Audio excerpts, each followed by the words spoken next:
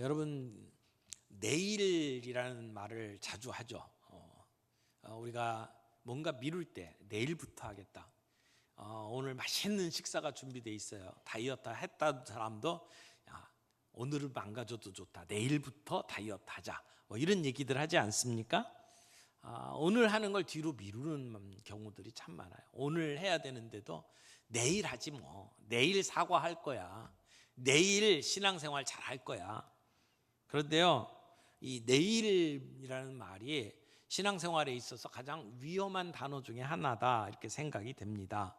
내일이라고 하는 것은 결코 이루어질 수 없는 길로 우리를 이끌어가기도 하고요, 우리를 하나님의 백성으로 살아가는 일들을 가로막는 그 빗장과 같은, 장애물과 같은 역할을 하기도 합니다.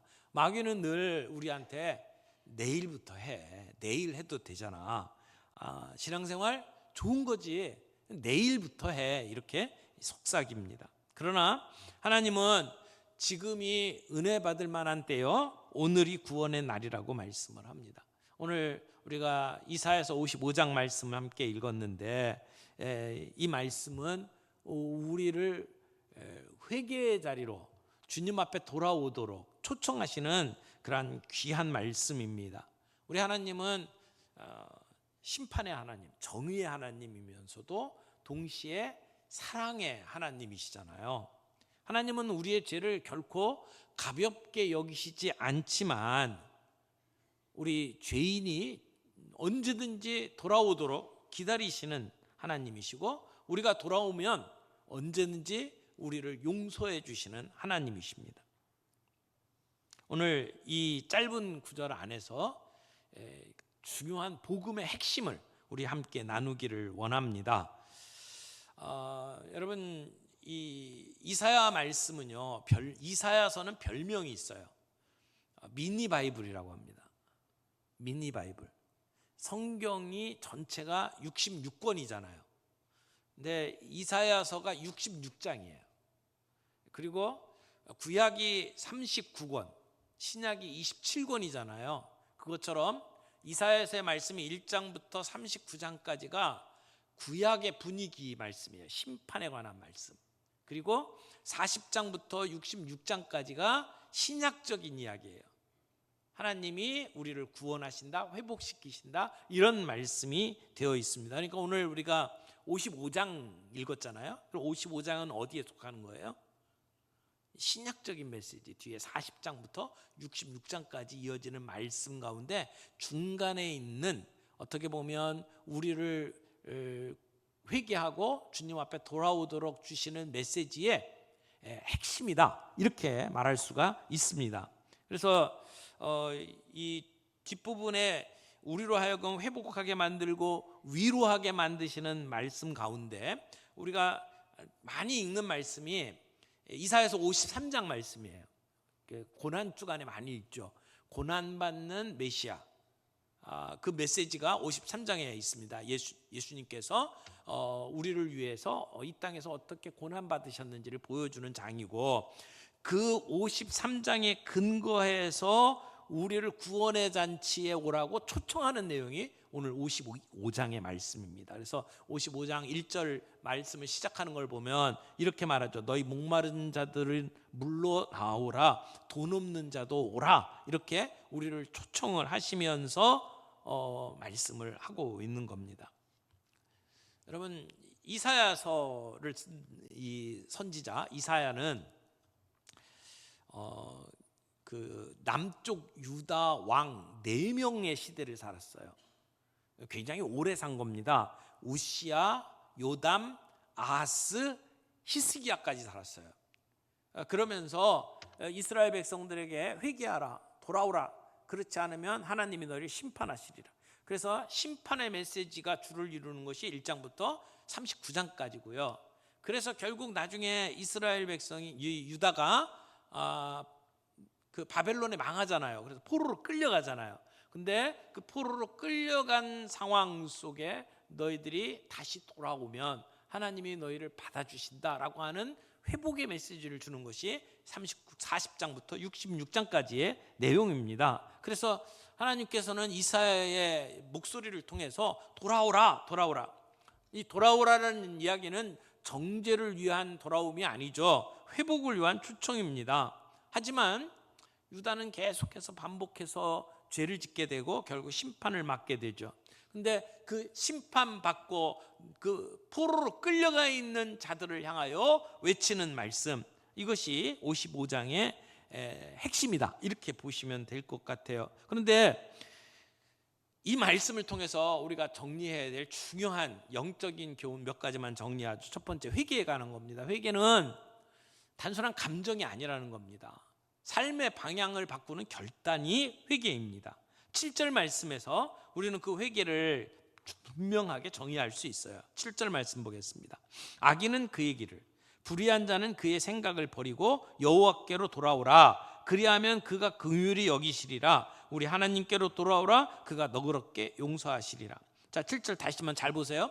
악인은 그의 길을 그 뒤로 버리고, 그러니까 악인은 그의 길을 버리고, 그 다음에 두 번째, 불의한 자는 그의 생각을 버리고, 세 번째는 뭐예요? 여호와께로 돌아오라. 이게 회개예요. 다시요. 회개의 첫 번째는 그 길을 버리는 거예요. 여러분, 길은 한 번 가서 생기는 게 아니에요. 반복적으로 오갈 때에 길이 생기잖아요. 그러니까 죄를 한 번 지은 게 아니라 계속해서 반복적으로 짓는 것, 우리의 습관, 우리의 행동들이 쌓여서 이루어진 게 길이에요.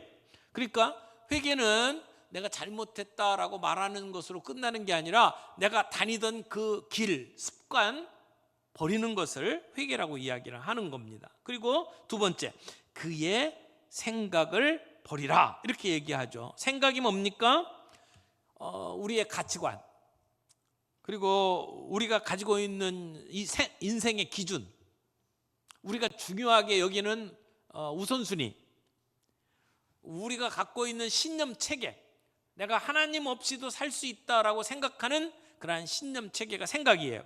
근데 회개는 우리가 잘못한 행동만 바꾸는 게 아니고 그 행동의 뿌리가 되는 생각부터 바꿔야 된다는 겁니다. 그래서 생각을 버리라. 또 하나, 세 번째는, 회개는 단순히 죄에서 떠나는 것으로 끝나는 게 아니고 하나님께 돌아오는 것이 회개다, 이렇게 이야기를 하는 겁니다. 그러니까 회개는 단순히 도덕적인 어떤 개혁을 하는 것, 내가 잘못한 것을 돌이키는 것만이 아니고 하나님과의 관계를 회복하는 것이 회개다라고 지금 이사야는 이야기를 하는 겁니다. 내가 주인이 되었던 자리에서 내려와서 우리 하나님을 하나님답게 주인으로 모시는 그 관계의 회복이 회개다라고 이야기를 하는 겁니다. 근데 우리 많은 현대인들은 회개를 단순히 어떤 감정이나 뉘우침 정도로 생각하는 경우가 많아요. 그래서 말씀을 듣다가 눈물이 흐르고, 그리고 뭔가 내 감정에 뭔가 변화가 일어나면 내가 회개했다, 이렇게 생각을 하는 경우가 많다는 겁니다. 그러나 진정한 회개는 그런 슬픈 감정, 뉘우침 정도를 얘기하는 게 아니라는 겁니다. 여러분, 때때로 이렇게 벌금 딱지가 이렇게 날라오면 기분 굉장히 안 좋잖아요. 이렇게 엊그저께도 저희 집에 등기가 하나 왔더라고요. 그래서 도대체 등기 보낼 사람이 없는데 웬일이냐 그랬더니 벌금 딱지가 날라왔어요. 며칠 전에 저희 그 아파트 바로 앞에서 차가 이렇게 갑자기 돌아가셨습니다. 이렇게 딱 멈춰 섰어요. 그래서 레카차 올 때까지 십몇 분 있었는데 그게 찍혀가지고 이게 딱지가 날라왔어요. 딱지가 날라오니까 기분 별로 안 좋더라고요. 그렇죠? 여러분, 벌금 딱지 날라오면 기뻐서 반기는 사람 어디 있어요? 내가 나라를 위해서 기여할 기회가 생겼다, 이런 사람 없거든요. 마음이 안 좋아요. 회개해요. 그런데 그 회개 가만히 생각해 보세요. 내가 법을 이제는 잘 지켜야겠다는 회개입니까? 다시는 안 지키겠다는 생각으로 그렇게 뉘우치는 마음이 들까요? 내가 벌금 물고 그 다음에 그것으로 인해서 보험료가 폭등하고 그런 것 때문에 걱정하는 마음이라면 그건 진정한 회개가 아니죠. 후회일 뿐이죠. 여러분, 어떤 사람이 죄를 짓고 눈물을 흘린다고 해서 그게 회개는 아니라는 겁니다. 뭐 눈물이야. 양파 썰다가도 나잖아요. 그걸 회개라고 말할 수 없다라는 겁니다. 성경에 많은 사람들이 후회합니다. 가룟 유다도 후회했고 애굽 왕 바로도 후회했어요. 그러나 그들의 삶은 바뀌지 않았습니다. 방향을 바꾸지 않았습니다. 성경에서 이야기하고 있는 참된 회개는 유턴입니다. 내가 가던 방향에서 하나님 방향으로 돌아서는 것, 유턴입니다. 가던 길을 멈추고 이제는 돌아서서 예수님을 향해서 가는 것, 그것이 회개라고 이야기를 하는 겁니다. 그러니까 회개라고 하는 것은 단순히 내 마음의 불편함 또는 후회, 여기에 멈추는 게 아니라는 겁니다. 내가 가던 길을 멈추는 것, 내가 하던 습관, 잘못된 내 쌓여져 있는 삶의 행동들 버리는 것이고, 동시에 그것의 뿌리가 되는 내 생각을 바꾸는 것이고, 그리고 하나님께로 돌아가 하나님과의 관계를 회복할 때 우리는 그것을 진정한 회개라고 이야기를 하는 겁니다. 여러분, 진짜 죄의 본질은 창조주 대신 하나님 대신에 내가 그 자리에 앉는 것, 내가 네 인생의 주인이 되는 것. 그래서 내 스스로 나를 구원하고 내 스스로 내 생을 뭔가 좋게 바꿔보겠다라고 하는 시도가 죄의 본질입니다. 그래서 하나님을 바라보는 것 대신에 내가 바라보는 그 어떤 것들은 다 우상이라고 이야기를 하는 거죠. 내가 의지했던 가짜 구원자들, 그것이 물질일 수도 있고 그것이 나에게 주는 쾌락일 수도 있고, 그리고 내가 가지고 있는 자기 의의를 가지고 살아가는 경우들도 있습니다. 그게 다 가짜 구원자들이죠. 우상들입니다. 그 우상들을 버리고 하나님께로 돌아서는 것, 그것이 진정한 회개다라고 한단 말이며, 그렇다면 우리가 걸어갔던 그 길들을 내려놓는 것이 필요합니다. 말로만 하는 것이 아니고 우리가 살아왔던 그 삶의 길들, 아까 그 교통법규 어기고 티켓 날라올 때에 우리의 마음 한켠에는 걸리지만 않으면 되는데, 근데 다음번에는 어디에 카메라가 있는지 잘 기억했다가 거기서는 내가 시간 속도를 지켜야겠다라고 생각을 하던 우리의 습관들, 회피하던 우리의 습관들, 아니면 내가 무엇으로 인해서 위안받을 수 있다 생각하며 의존했던 그 어떤 것들, 그것이 어떤 사람에게는 마음이 불안하고 힘들면 술로 가고, 어떤 사람들은 그런 것들을 게임으로 풀고, 어떤 사람은 그것을 다른 어떤 사람에게 의존함으로 문제들을 풀어가잖아요. 그런 길들을 내려놓아야 한다는 겁니다. 때로는 내 알량한 자존심 가지고 잘못했음에도 불구하고 사과하지 않는 우리의 모습들, 때로는 내 말 속에 들어있는 냉소, 그리고 비난, 그것으로 해서 사람들에게 힘든 그러한 마음을 주고 그들을 찌르던 우리의 습관들 내려놓아야 한다는 겁니다. 뿐만 아니라 그런 우리의 길뿐만이 아니고 그 밑바닥에 있는 우리의 생각들을 내려놓을 수 있어야 합니다. 우리의 생각들, 잘못된 우리의 관념들. 하나님은 두려우신 하나님, 하나님은 늘 내 죄를 지적하고 나를 벌하시는 하나님으로만 생각하고 있다면 그 생각을 내려놓아야 한다는 겁니다. 나중에 하면 돼 라고 생각하면서 자꾸 미루는 우리의 생각들. 나는 원래 이런 사람이야, 나는 원래 S형이야, 나는 원래 어떤 형이야, 그러면서 나 변화시키는 일들에 대해서는 관심을 두지 않는 그러한 우리의 생각들. 여러분, 그 생각들을 내려놓을 때 회개가 가능합니다. 하나님은 우리에게 우리의 감정을 가지고 우리의 회개를 증명하라고 말씀하시는 게 아니라 돌아오라고 말씀을 하십니다. 악인은 그의 길을, 불의한 자는 그의 생각을 버리고 예수께 돌아오라고 말씀을 합니다. 오늘 그렇게 주님 앞에 유턴하고 돌아오는 시간이 되기를 바랍니다. 두 번째, 이 회개에 있어서 정말 중요한 것은 내가 하나님을 어떤 분으로 아느냐라고 하는 것입니다.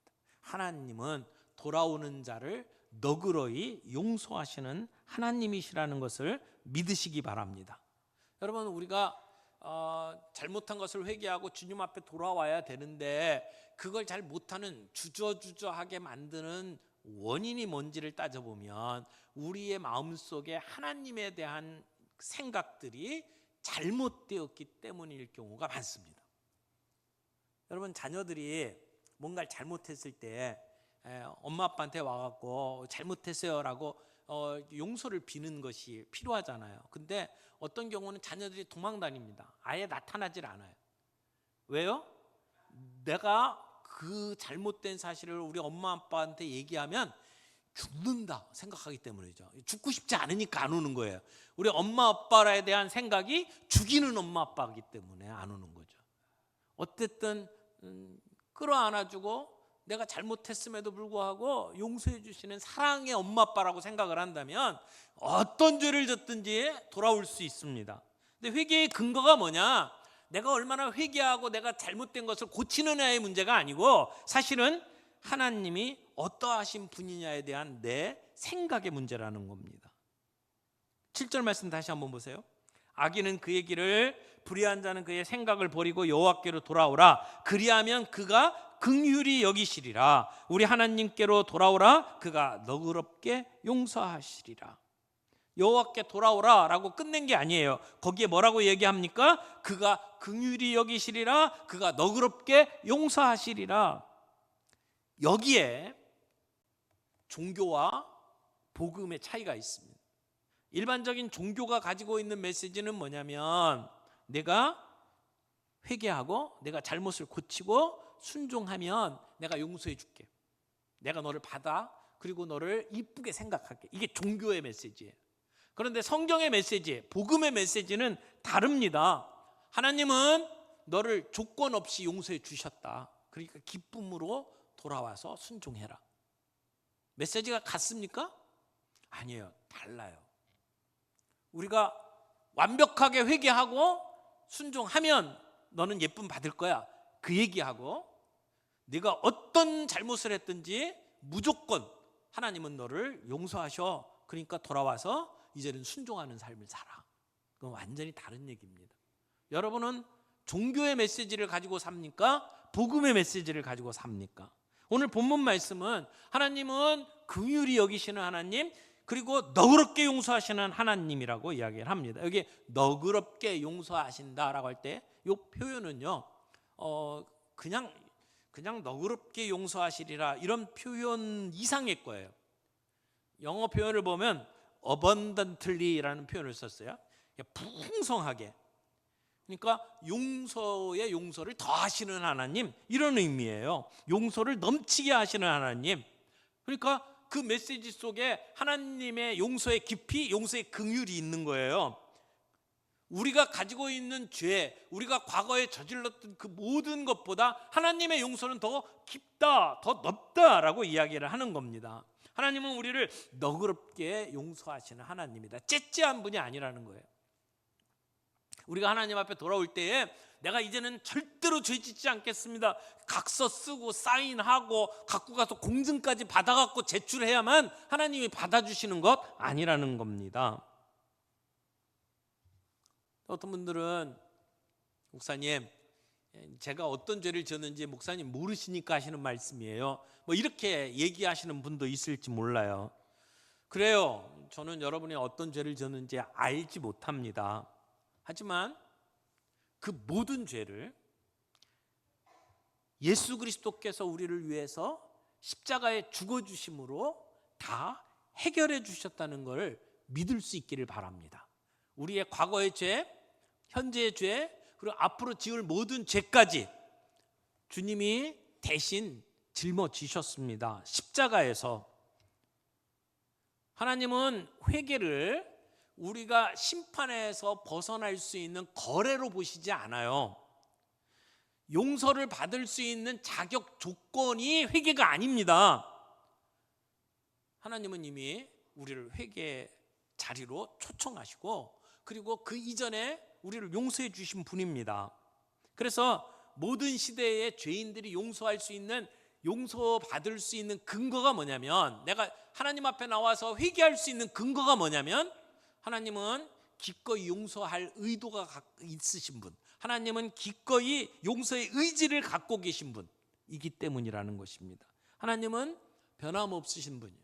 하나님은 여전히 우리를 사랑하시고 우리를 용서하십니다. 이 사실을 우리가 온전하게 믿으면 하나님을 두려운 존재로만 생각하고 멀리하는 것이 아니라, 우리가 어떤 죄를 지었든지 하나님 앞에 나아갈 수 있는 근거가 된다는 것이죠. 하나님의 사죄의 절대 의지, 여러분, 그것이 여러분에게 믿어지기를 바랍니다. 우리가 회개가 가능한 이유는 내가 얼마나 진심으로 하나님께 나갔느냐, 거기에 따라 있는 게 아니고 하나님의 성품입니다. 하나님은 사랑의 하나님이기 때문에 우리가 회개가 가능하다는 겁니다.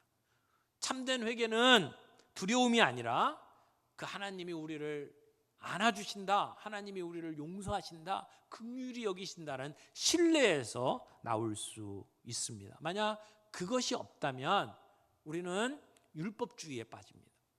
여러분, 율법주의가 뭐예요? 율법주의는 내가 완벽해야 사랑받을 수 있다는 생각이에요. 내가 하나님 앞에 완전히 고쳐진 뒤에 그때야 하나님이 나를 예뻐해 주실 거야, 하나님이 나한테 사랑을 주실 거야 라고 생각을 한다면 그건 율법주의예요. 그래서 늘 두려움 속에 내가 착하게 살려고 애를 써야 돼요. 근데 여러분, 우리가 죄 안 짓고 착하게 살 수 있습니까? 늘 넘어지잖아요. 근데 늘 넘어지니까 어떤 생각이에요? 나 망했다, 나는 너무 망가져서 이제 돌아갈 수가 없어 라고 생각하며 절망하게 되죠. 율법주의의 끝은 절망이에요. 근데 복음은 우리에게 그렇게 얘기 안 합니다. 돌아오라, 그러면 너그럽게 용서해 주실 것이다. 그러므로 하나님의 용서는 다 고쳐진 사람에게 주는 하나님의 상이 아닙니다. 돌아오는 죄인에게 주시는 은혜입니다. 우리가 완벽하게 도덕적으로 깨끗해져야만 하나님이 우리에게 용서해 주시고 우리를 사랑해 주시는 것이 아니라는 겁니다. 여러분, 종교 생활하지 마십시오. 종교적인 도덕주의에 빠지지 마십시오. 내가 선하게 살고 내가 착하게 살면 하나님이 너를 용서해 주시고 너를 받아주실 거야. 좋은 말일 수 있습니다. 하지만 그 끝은 절망입니다. 복음은 우리에게 다르게 얘기하죠. 하나님께서 그리스도 예수 안에서 너를 이미 용서해 주셨다는 겁니다. 그러므로 기쁨을 가지고 이제 주님과 더불어 살아가는 삶을 살고 순종하라고 이야기를 하는 겁니다. 하나님께로 돌아오라. 그러면 그분이 긍휼히 여기실 것이다. 그리고 너그러이 용서해 주실 것이다. 여기 하나님께서 우리의 죄를 잊어버리신다고 말씀하십니다. 깊은 바다에 빠뜨리는 것처럼 아예 잊어버리신다고 이야기를 합니다. 그 말이 무슨 말일까요? 하나님 기억력이 나빠갖고 까먹는다는 얘기일까요? 하나님께서 우리의 죄를 기억도 아니하신다는 얘기가 뭘까요? 여러분, 법정의 비유로 따지면 우리가 지은 죄가 계속해서 기록으로 쌓여 있겠죠. 그런데 그 모든 죄에 대해서 예수님께서 우리를 대신해서 십자가에서 값을 다 치러주셨기 때문에 우리를 정죄하는데 그 기록을 아예 보시지 않겠다라는 얘기입니다. 그 죄는 이미 해결되었고 처리되었기 때문에 우리를 판결하실 때 그 기록 사용하지 않겠다는 얘기입니다. 그럼 빚으로 비유를 해볼까요? 어떤 빚을 졌어요. 그래서 장부에 남아 있겠죠. 그래서 돈 계산할 때 그 장부를 갖다 놓고 너 얼마를 내야 된다라고 얘기하지 않습니까? 그런데 누군가가 그 금액을 다 갚아줬어요. 그럼 난 그 사람에게 전혀 채권이 없는 거예요. 내가 그 사람 앞에 섰을 때 예전에 내가 지었던 그 장부를 가지고 와서 너 얼마 빚졌어라고 얘기 못합니다. 왜? 해결되었기 때문에.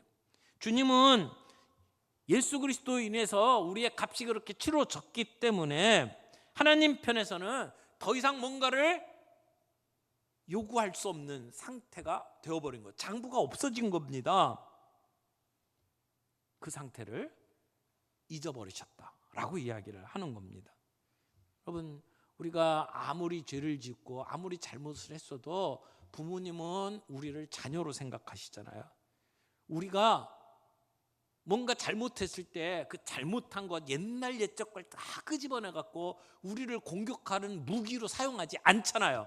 하나님께서 우리에게도 마찬가지라고 생각을 합니다. 우리를 부르시고 우리가 회개하고 주님 앞에 나아갈 때에 주님께서 너그럽게 용서하셔서 주님이 우리와 만나는 그 모든 만남 속에 우리의 과거의 문제를 가지고 너 그랬지? 라고 무기로 삼고 우리를 책망하지 않으신다는 겁니다. 깊은 바다에 던지셨다라고 하는 얘기는 우리의 죄를 다시 꺼내서 우리를 판단하시는 근거로 삼지 않겠다, 그것을 잊어버리셨다, 바다에 빠뜨리셨다라고 표현을 하는 겁니다. 우리가 돌아갈 때 하나님은 너그럽게 용서하시는 하나님이십니다.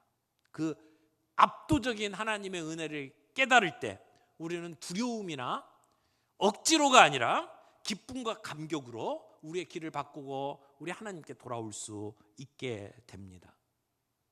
사랑하는 성도 여러분, 우리가 신앙생활하면서 늘 십자가를 묵상하잖아요. 십자가에 달리신 예수 그리스도 때문에 우리가 용서받기 때문에 그렇습니다. 이 너그러운 용서가 가능한 것이 예수 그리스도의 십자가 때문이라고 하는 것입니다.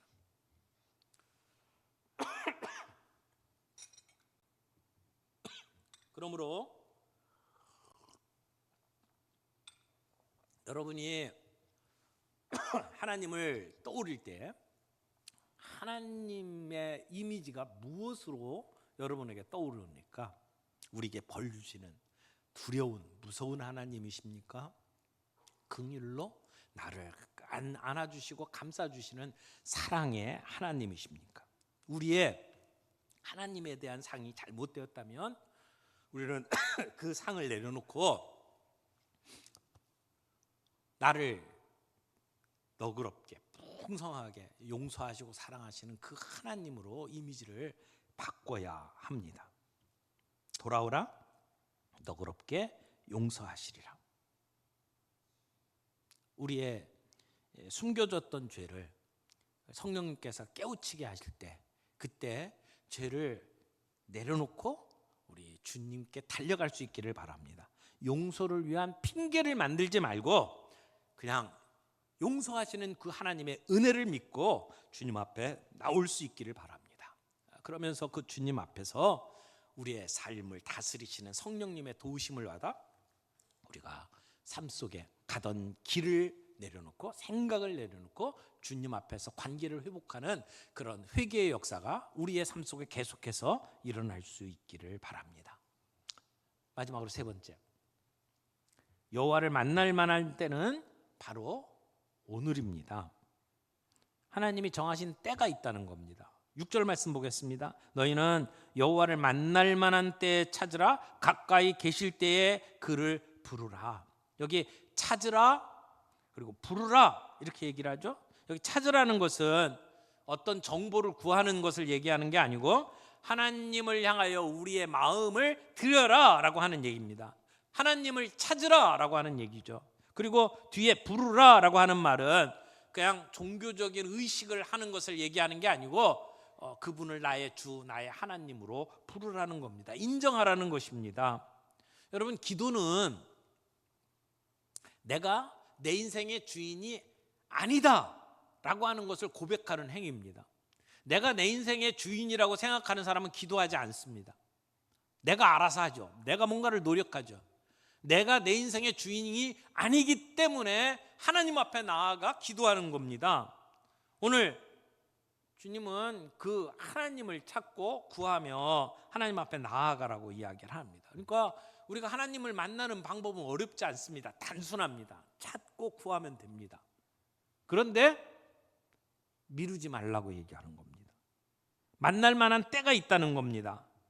하나님을 찾는 것이 미뤄서는 안 된다는 겁니다. 하나님께서 찾아오셔서 우리에게 응답을 요구하시는 결단의 때가 있다는 것입니다. 결정적인 순간이 있다는 겁니다. 그것을 가지고 만날 만한 때, 그리고 가까이 계실 때, 멀리 계시는 것이 아니라 우리에게 말씀을 통해서 들려주시고 내 마음의 양심의 가책을 느끼도록 만드시는 그 하나님의 때가 있다는 겁니다. 그때 미루지 말고 하나님께 돌아오라고 이야기를 하는 겁니다. 분명한 메시지. 하나님을 만나는 게 어렵지 않아요. 그러나 미뤄서는 안 된다는 겁니다. 하나님을 만날 수 있는 지금 내가 언젠가 마음의 여유가 생기면 그때 하겠습니다. 그러지 말고 지금 해야 된다는 것입니다. 바로 오늘의 순종, 그것을 강조하고 있는 겁니다. 여러분, 골든타임이라는 얘기 쓰잖아요. 지금 내 가슴에 통증이 있어요. 그러면 막바로 병원에 가야 합니다. 심근경색 그리고 뇌졸중은 내일이 아니라 지금 생사를 가르는 골든타임이 중요합니다. 몇 시간 몇 분만 지나더라도 회복이 어렵습니다. 여러분, 회개는 여유가 생기면 내가 할 수 있는 마음의 관리가 아닙니다. 우리의 영혼의 골든타임을 붙잡는 겁니다. 하나님이 가까이 계실 때, 그때는 늘 주어지는 시간이 아닙니다. 지금 우리의 마음을 두드릴 때, 말씀을 들을 때, 그때 해야 된다는 겁니다.